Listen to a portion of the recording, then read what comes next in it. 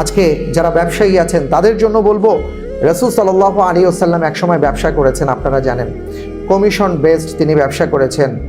খাদিজাতুল কুবরা রাদিয়াল্লাহু তাআলা আনহার পণ্য তিনি ইম্পোর্ট করতেন, হ্যাঁ, সিরিয়া থেকে ব্যবসায়িক পণ্য নিয়ে আসতেন, তারপরে বিক্রি করতেন। ইম্পোর্ট আউটপোর্টের বিজনেস ছিল এবং এটা কমিশন বেসড ছিল। এবং এর আগেও তিনি কিছু পণ্য বিক্রয় করেছেন মেলায় গিয়ে, কিন্তু তার পণ্য সবচেয়ে বেশি বিক্রি হতো। কেন হতো জানেন? আজকে আমাদের জানা দরকার। আমরা আদর্শ খুঁজে পাই না, আমরা মনে করি যে এটা কি করে সম্ভব, সবাই তো এটা করে। আপনার সবার দিকে তাকাবার দরকার নাই, আপনি আমাদের যিনি আয়না রাসূল করিম সাল্লাল্লাহু আলাইহি ওয়াসাল্লামের দিকে তাকান। তিনি কি করেছেন? তিনি যখন ব্যবসা করেছেন, কেউ যখন পণ্য ক্রয় করতে আসতো তার কাছে, তিনি বলতেন, ভাই পণ্য এই এই অবস্থা, এটার গুণগত মান এই, এবং তার খারাপ যদি কোনো দিক থাকতো তিনি সেটাও বলে দিতেন যে আমার পণ্যের কিন্তু এই বিষয়টা খারাপ আছে, এবার আপনি চাইলে নেন, না চাইলে না নেন। ওনার পণ্য সবার আগে বিক্রি হয়ে যেত। সুবহানাল্লাহি ওয়া বিহামদিহি। আজকে আমরা 2 নম্বর, 3 নম্বর, 5 নম্বর, আরও যদি কোনো নম্বর থাকে সেই নম্বরের মাল এনে এটাকে 1 নম্বর বানিয়ে এরপরে এটাকে আমরা বিক্রি করার চেষ্টা করি। এটার দোষগুলোকে ঢাকার জন্য কত ধরনের কত কিছু অ্যাপ্লাই করি। আমরা বুঝি না আমাদের রাসূল সাল্লাল্লাহু আলাইহি ওয়াসাল্লাম আমাদেরকে যে ব্যবসা দিয়ে গেছেন সেই ব্যবসা কেমন ছিল, আর আমরা কোন ধরনের ব্যবসা করছি। অথচ রাসূল সাল্লাল্লাহু আলাইহি ওয়াসাল্লাম কি বলেছেন? মান গাশশানা ফালাইসা মিন্না। একবার বাজার তদারকিতে তিনি যখন বের হয়েছিলেন, হঠাৎ করে এই বাজার মনিটরিং করতে গিয়ে দেখলেন যে একটা পণ্যের মধ্যে তার একটু সন্দেহ হয়েছিল, জব ছিল, গম বা জব ছিল, জবের ছাতু বা গুঁড়ো ছিল। উনি ঠাস করে হাতটা ঢুকিয়ে দিলেন, হাত বের করে নিয়ে আসলেন, দেখলেন যে ভেতরে কিছু জব, এগুলো ভেজা হয়ে গেছে, ভেজা, উপরে শুকনো নিচে ভেজা। তিনি বিক্রেতাকে জিজ্ঞেস করলেন, এই অবস্থা কেন? তিনি বললেন, ইয়া রাসূলুল্লাহ, হঠাৎ করে বৃষ্টির পানি আসায় আমার এই পণ্যগুলো ভিজে গিয়েছে, তাই উপর দিয়ে আমি শুকনো জবটা দিয়ে দিয়েছি, কারণ ভেজা দেখলে হয়তো ক্রেতারা নিবেন না বা দাম কম বলবেন। বৃষ্টির পানিতে তো কোনো ক্ষতি হয় না। আমরা তো বৃষ্টির পানি দূরের কথা, কত ধরনের পানি যে মিশ্রণ করতে দেখি। এবং আমরা যে ওই যে মাছ, কয়েকদিন আগে কলা কিনেছি, ভুলে খাওয়া হয় নাই, 10 দিন পরে দেখলাম যেমন কলা তেমনই আছে। তেমন অনেকের ঘটনাই ঘটে, যেমন মাছ কিনেছেন তেমনই আছে, এগুলো নষ্ট হয় না। তো কি দেয়া হয় এগুলোর মধ্যে? রাসূল সাল্লাল্লাহু আলাইহি ওয়াসাল্লাম বলেছেন যে বৃষ্টির পানিতে তোমার জবটা ভিজে গেছে, এটা ঢাকার জন্য তুমি যে উপরে শুকনো জব ছিটিয়ে দিয়েছো, এটা তো তুমি প্রতারণা করেছো। আর জেনে রাখো, মান গাশশানা ফালাইসা মিন্না, যে প্রতারণা করে সে আমাদের অন্তর্ভুক্ত নয়। আজকে আমরা যারা ব্যবসা বাণিজ্য করছি, আমরা কি কোনো ধরনের প্রতারণার আশ্রয় নিচ্ছি? আল্লাহর রসুলের যুগে সবাই যখন প্রতারণা করত, তখন রাসূল সাল্লাল্লাহু আলাইহি ওয়াসাল্লাম দেখিয়ে দিয়েছেন ব্যবসায় প্রতারণা নয়, বরং বিশ্বস্ততা, আমানতদারিতার সাথে ব্যবসা করতে হয়। পণ্যের দোষটা পর্যন্ত তিনি বলে দিতেন। আমরা কেন পারছি না? এখন ইনশাল্লাহ পারবো, যেহেতু আমার রাসূল পেরেছেন। আল্লাহ তৌফিক দান করুন, আল্লাহুম্মা আমিন। আদর্শ স্বামীর বেলায় যদি বলি যে তিনি কেমন আদর্শ স্বামী ছিলেন, আল্লাহু আকবার, তিনি বুক ফুলিয়ে বলেছেন, খায়রুকুম খায়রুম মিন আহলিহি ওয়া আনা খায়রুম মিন আহলি। তোমাদের মধ্যে সবচেয়ে ভালো মানুষ কে? তিনি, যিনি তার স্ত্রীদের কাছে ভালো। রাসূল সাল্লাল্লাহু আলাইহি ওয়াসাল্লামের 13 জন স্ত্রী ছিলেন। সুবহানাল্লাহি ওয়া বিহামদিহি। তার জীবনের সবকিছু সুস্পষ্ট প্রতীয়মান ছিল, সুস্পষ্ট ছিল। তিনি বুক ফুলিয়ে বলেছেন, আমি আমার স্ত্রীদের কাছে সবচেয়ে ভালো। তোমাদের মধ্যেও তিনি ভালো, যিনি তার স্ত্রীদের কাছে ভালো। আমরা আজকে সমাজের যারা আছি তারা বাইরে সবার কাছেই ভালো, কিন্তু স্ত্রীর কাছে কেমন এটা আমি জানি, আমাদের নিজেদেরটা জানি, আর আমার স্ত্রী জানে। তবে একটা বিষয় হলো, আমার ভাই একটু ধরিয়ে দিলেন যে স্ত্রী যদি শরীয়ত বিরোধী কথা বলে তাহলে কি করণীয়, সেটা তো ভিন্ন বিষয়, সেটা আমরা বুঝতেই পারি যে যদি শরীয়ত বিরোধী কথা বলে সেটা তো আর শরীয়তের আওতার মধ্যে আসবে না।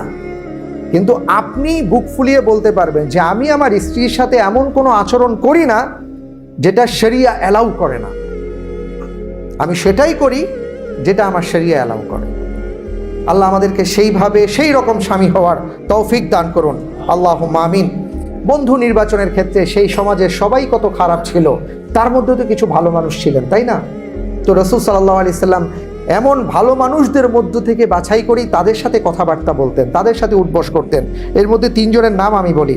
একজন তো হচ্ছেন আবু বকর সিদ্দিক রাদিয়াল্লাহু তাআলা আনহু, আরেকজন ছিলেন হাকিম ইবনে হিজাম, আরেকজন ছিলেন জাররা আর রুমি, যারা প্রত্যেকেই শিক্ষিত ছিলেন, এবং একজন ছিলেন অন্য ধর্মের পণ্ডিত, ইহুদি ধর্মের পণ্ডিত, আরেকজন ছিলেন বিভিন্ন ভাষা জ্ঞান তার ছিল। তো রাসূল সাল্লাল্লাহু আলাইহি সাল্লাম তাদের সাথে অনেক সময় জ্ঞান আদান প্রদান করতেন, অর্থাৎ সেই সময়ের মধ্য থেকেও তিনি খুঁজে খুঁজে বের করেছেন যে কারা জ্ঞানী, কারা ভালো, তাদের সাথে তিনি কথাবার্তা বলতেন। আল্লাহ রাব্বুল আলামিন আমাদেরকে সেইভাবে আমল করার তৌফিক দান করুন, আমিন।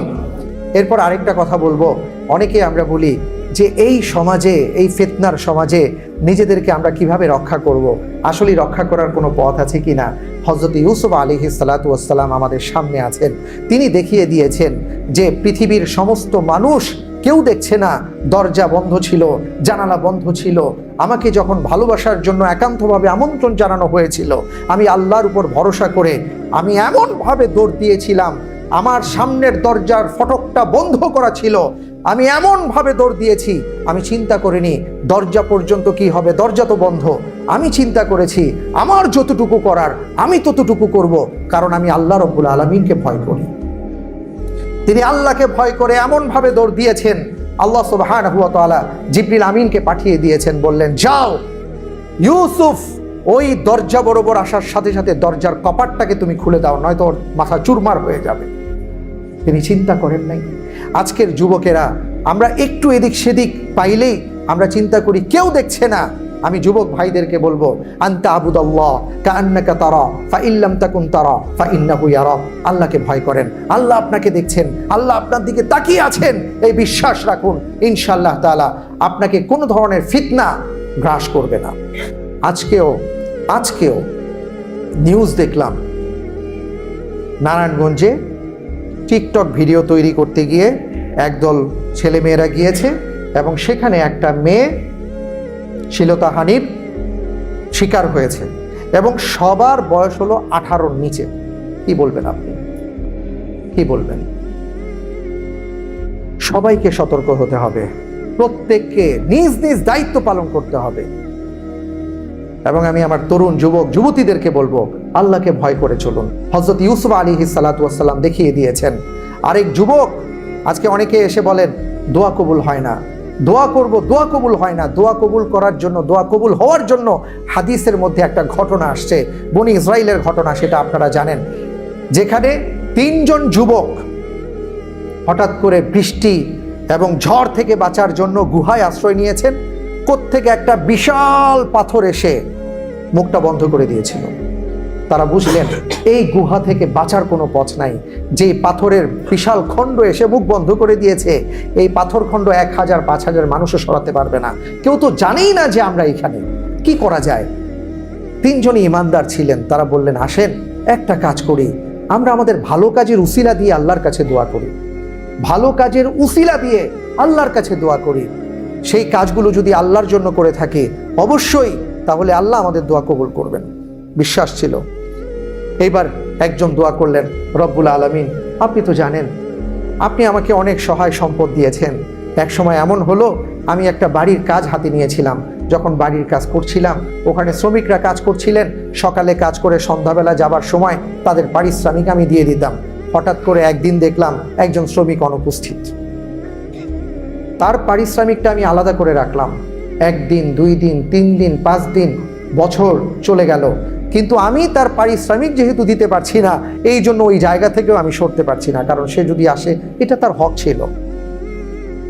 আমরা যারা মালিক, আল্লাহ রাব্বুল আলামিন আমাদেরকে বিভিন্ন প্রতিষ্ঠানের বস বানিয়েছেন, মালিক বানিয়েছেন, আমাদের জন্য অনেক বড় শিক্ষণীয় ব্যাপার আছে।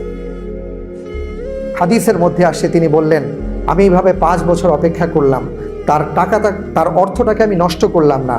ওটা দিয়ে আমি একটা ছাগল কিনেছিলাম। সেই ছাগল থেকে আল্লাহ তাআলা একটা বরকত দিলেন, এত বরকত যে অনেকগুলো একটা ছাগলের পাল হয়ে গেল। 5 বছর পর সেই ব্যক্তি আসলেন উস্কো খুস্কো অবস্থায়, এসে বললেন আপনি কি আমাকে চিনতে পেরেছেন? আমি বললাম, আপনি কে?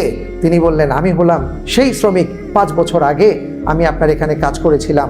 আকস্মিক খবর পেয়েছিলাম আমার বাড়িতে আমার স্ত্রী অসুস্থ, ওই খবর পেয়ে আমি ছুটে গিয়েছিলাম। আমি আর আপনার কাছ থেকে পারিশ্রমিকটা নিতে পারিনি।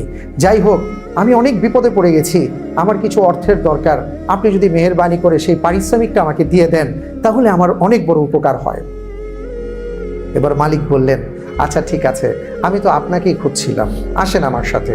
হাত ধরে নিয়ে গেলেন একটা চারণভূমিতে, বললেন, ওই যে দেখেন পশুপাল দেখতে পাচ্ছেন? উনি বললেন, হ্যাঁ। বললেন, ওই পশুপালগুলো সবগুলো আপনার, আপনি এগুলো নিয়ে চলে যান। শ্রমিক বলল, মালিক আসলে বিশ্বাস করুন, আমি অনেক বড় বিপদে পড়ে আপনার কাছে আসছি। আমি বুঝতে পারছি আপনি হয়তো ভুলে গেছেন 5 বছর আগের কথা। আমি খুব বিপদে পড়ে গেছি, আপনি আমার ওই অর্থটা দেন। আপনি আমার সাথে হয়তো মশকরা করছেন, আমি আসলে বিপদে পড়ে গেছি, আমার ওই অর্থটা দেন। তখন মালিক বললেন, ভাই না, আমি ঠাট্টা করছি না, এটাই বাস্তবতা। আপনি যখন আমার কাছ থেকে সেই অর্থটা নেননি, ওই অর্থটা আমি নষ্ট করিনি, ওটা দিয়ে একটা ছাগল কিনেছিলাম, আল্লাহ বরকত দিয়েছেন। আজকে ওই যে পশুপাল দেখতে পাচ্ছেন, ওইটা আপনার ওই অর্থের প্রতিফলন এটা। সুতরাং এগুলোর মালিক আপনি, এগুলো আপনি নিয়ে যান। আল্লাহু আকবার। আমরা চিন্তাও করতে পারি না এগুলো, আমরা ভাবতেও পারি না। আমরা বরং চিন্তা করি কিভাবে কম দেয়া যায়, কিভাবে মার পেঁচে আটকে তাকে কয় পয়সা কম দেয়া যায়। এই কম আল্লাহ রব্বুল আলামিন দেখতে পাচ্ছেন। আপনি যদি তার অধিকার দেন, আল্লাহ আপনাকে আরো বাড়ায় দিবেন। সুবহানাল্লাহ। তো ওই ভদ্রলোক বললেন, রব্বুল আলামিন, ওই কাজটা যদি আমি আপনার সন্তুষ্টির জন্য করে থাকি, তাহলে আজকে এই বিপদে আপনি আমাকে উদ্ধার করেন। দোয়া করতে দেরি, কবুল হতে দেরি হলো না, সাথে সাথে ওখান থেকে পাথরের বিশাল ওই খণ্ডটা একটু সরে গেল। সুবহানাল্লাহ। আমি যদি 2-3 মিনিট বেশি নেই, আপনাদের সমস্যা হবে? জাযাকুমুল্লাহ খায়র। আরেকজন দোয়া করে বললেন, আয় আল্লাহ তাআলা, আমি একজন রাখাল, আমার প্রতিদিনের আমল হচ্ছে সকালবেলা চারণভূমিতে পশু নিয়ে যাই, সন্ধ্যাবেলা মালিককে যখন বুঝিয়ে দেই, তিনি সেখান থেকে আমাকে দুধ দহন করে দেন। সেই দুধ নিয়ে আমি বাসায় যাই, যাওয়ার পরে সবার আগে আমি আমার বৃদ্ধ মা বাবাকে খাওয়াই, তারপরে আমার সন্তানদেরকে খাওয়াই, এরপরে আমি আর আমার স্ত্রী খেয়ে রাতে ঘুমাই। তো একদিনের ঘটনাটা ছিল এই ধরনের যে আমার একটা পশু হারিয়ে গিয়েছিল, ওটা খুঁজতে খুঁজতে সময় লেগে যায়, রাত হয়ে যায়। আমি যখন দুধ নিয়ে বাসায় আসি, দেখলাম আমার মা বাবা ঘুমিয়ে পড়েছেন। রাতে ওনারাই একবেলাই খেতেন, খাওয়ার এমন অ্যাবিলিটি ছিল না যে 3 বেলা মজা করে খাবো, একবেলাই খেতেন। ওনারা খাবার না পেয়ে ক্ষুধার্ত অবস্থায় তারা ঘুমিয়ে পড়েছিলেন। আমি যখন গেলাম, দেখলাম ওনারা ঘুমিয়ে পড়েছেন, আমার সন্তানগুলো কান্নাকাটি করছে ক্ষুধার তাড়নায়। আমি আমার স্ত্রীকে বললাম, কোনোদিন আমি আমার মা বাবাকে না খাইয়ে সন্তানদেরকে খাওয়াইনি, আজকে আমি আমলটাকে ব্রেক করতে পারি না। সুতরাং আগে আমার মা বাবা খাবেন, তারপরে আমার সন্তান খাবে, এরপরে আমরা খাবো। কিন্তু আমি আমার মা বাবাকে জাগালাম না এই কথা চিন্তা করে যে যদি তাদেরকে জাগাই ওনাদের কষ্ট লাগতে পারে, ওনাদের হয়তো ঘুমটা ভেঙে গেলে ওনাদের মন খারাপ হতে পারে। এই কথা চিন্তা করে দুধের বাটি নিয়ে সারা রাত আমি আমার মা বাবার শিয়রে দাঁড়িয়েছিলাম। যখন মা বাবা সকালবেলা উঠলেন, এই দৃশ্য দেখলেন, চোখের পানি ছেড়ে দিলেন, আল্লাহর কাছে দোয়া করলেন, রব্বুল আলামিন, আমার এই সন্তান আমাদের জন্য এত কষ্ট করেছে, এই সন্তান যদি কোনো বিপদে পড়ে যায় তুমি হিফাজত করে নিও। আয় আল্লাহ তাআলা, আজকে আমি বিপদে পড়ে গেছি, আপনার সন্তুষ্টির জন্যই সেই কাজগুলো আমি করেছি, মা বাবার খেদমত করেছি। সেই খেদমত যদি আপনার কাছে কবুল হয়ে থাকে, আজকে এই বিপদের দিনে আপনি আমাকে রক্ষা করেন। দোয়া করতে দেরি হলো, পাথর খণ্ড সরতে দেরি হলো না। তৃতীয় ব্যক্তি বললেন, ভাই এটা গল্প নয়, এটা বাস্তব ঘটনা। আজকে আমরা যারা আমাদের মা বাবাদেরকে সেইভাবে দেখতে পাচ্ছি না, অনেক যুবক যুবতী, অনেক ভাই বোনেরা ব্যবসা বাণিজ্য, চাকরি বাকরি, পড়াশোনার ক্ষেত্রে বলেন, সফলতা আসে না। সফলতার দুয়ার আপনার ঘরের মধ্যে, আপনার বড় পীর আপনার ঘরের মধ্যে, আপনার দুয়ার ভান্ডার আপনার ঘরের মধ্যে। যান, আপনার মা আপনার বাবাকে সন্তুষ্ট করুন, আল্লাহ রব্বুল আলামিন আপনার উপর সন্তুষ্ট হয়ে যাবেন। হাদিসে আসছে, রিদল রব রিদল ওয়ালিদাইন। তুমি যদি তোমার রবকে খুশি করতে চাও, তোমার মা বাবাকে তুমি খুশি করো। আজকে আমরা আমাদের মা বাবাকে বাদ দিয়ে সবাইকে খুশি করি, মা বাবার দিকে তাকাবার সময় পাই না। যারাই কথা চিন্তা করি, জীবনে কোনোদিন আমরা সফল হতে পারবো না। তৃতীয় ব্যক্তি দোয়া করলেন, আয় আল্লাহ তাআলা, আমার ঘটনাটা এমন ছিল যে আমার টাকা পয়সা অনেক কিছু ছিল, এক সময় কিছুই ছিল না। আমি আমার চাচাতো বোনকে খুব ভালোবাসতাম, পছন্দ করতাম। বিয়ের জন্য তাকে যখন আমি আমন্ত্রণ জানিয়েছিলাম, তার বাবা প্রত্যাখ্যান করেছিল। একটা অবস্থায় আমার অনেক টাকা পয়সা হয়ে গেল, কিন্তু ওই চাচাতো বোন বিয়ে হলো এমন জায়গায়, সে খুব খারাপ অবস্থায় পড়ে গেল। আমি একবার সাহায্য দিচ্ছিলাম, এমন তো অবস্থায় দেখলাম যে সেই চাচাতো বোনটা আমার কাছে আসছে সাহায্যের জন্য। আমি ভাবলাম এমন সুযোগ আর হাতছাড়া করা যায় না। আমি বললাম যে তুমি আমার স্পেশাল রুমে চলে যাও। তো যাওয়ার পরে তাকে আমি যখন একান্ত ভালোবাসার জন্য আমন্ত্রণ জানালাম যে তুমি যদি আসো আমার কাছে তাহলে আমি তোমাকে ভরপুর করে দিব, ওই নারী এসে শুধু এতটুকু বললেন, ইত্তাকিল্লাহ, হে আল্লাহর বান্দা, আল্লাহকে ভয় করো। সাথে সাথে আমি আল্লাহকে ভয় করে তাকে ছেড়ে দিলাম, তাকে যতটুকু হাদিয়া দেবার সব দিলাম, বললাম তুমি চলে যাও। আমি আল্লাহর কাছে তওবা করলাম, ইস্তিগফার করলাম।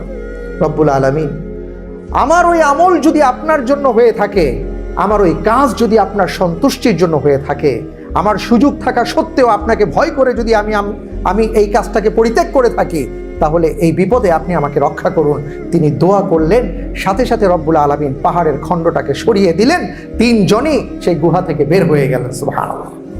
আমি আজকে তরুণদেরকে বলবো, যুবকদেরকে বলবো, আল্লাহকে ভয় করুন।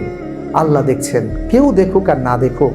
আমাদের প্রত্যেকটা জায়গায় আজকে এমন বড় বড় খণ্ড, পাহাড়ের গুহা, গর্ত আমাদের সামনে, এই গর্তগুলোর মধ্যে আমরা পড়ে আছি। বাঁচতে চাইলে এই চিন্তাটা করতে হবে, আল্লাহ আমাকে দেখছেন।